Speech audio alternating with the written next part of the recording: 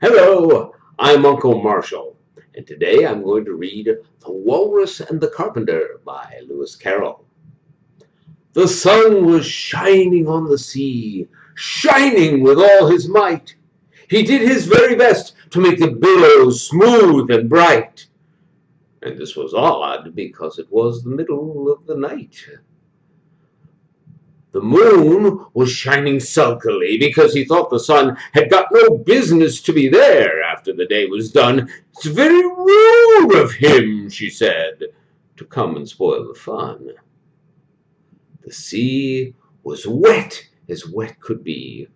The sands were dry as dry. You could not see a cloud because no cloud was in the sky. No birds were flying overhead.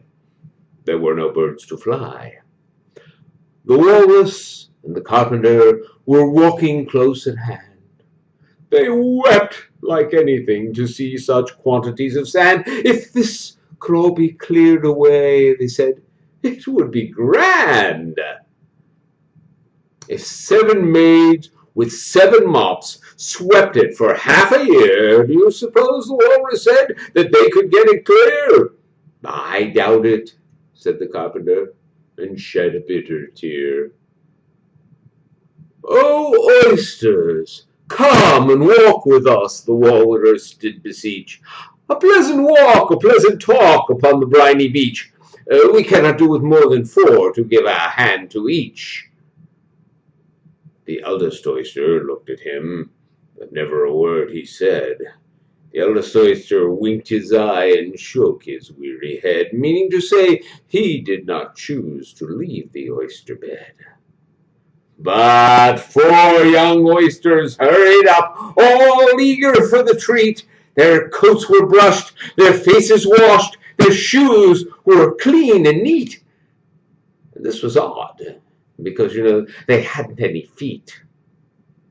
4 other oysters followed them, and yet another 4, and thick and fast they came at last, and more and more and more, all hopping through the frothy waves and scrambling to the shore. The walrus and the carpenter walked on a mile or so, and then they rested on a rock conveniently low. All the little oysters stood, waited in a row.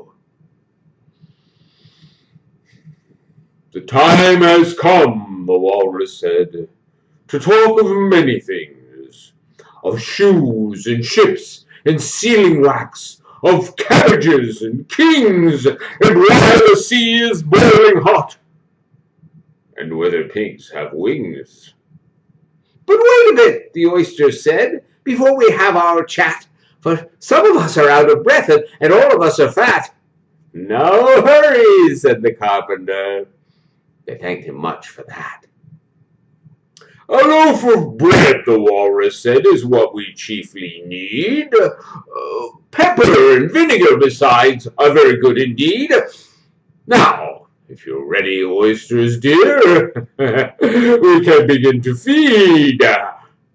But not on us, the oysters cried, turning a little blue. After some kindness, that would be a dismal thing to do. The night is fine, the walrus said. Do you admire the view?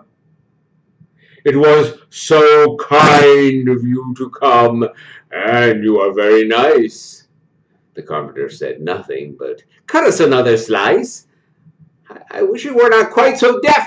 I've had to ask you twice. It seems a shame, the walrus said, to play them such a trick, after we've brought them out so far and made them trot so quick. The carpenter said nothing, but the butter is spread too thick. I weep for you, the walrus said. I deeply sympathize.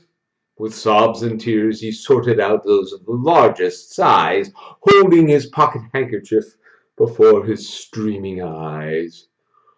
Oh, oysters, said the carpenter, you've had a pleasant run. Shall we be trotting home again? But answer came there none. And this was scarcely odd, because they'd eaten every one. The Walrus and the Carpenter from Lewis Carroll. And I'm Uncle Marshall.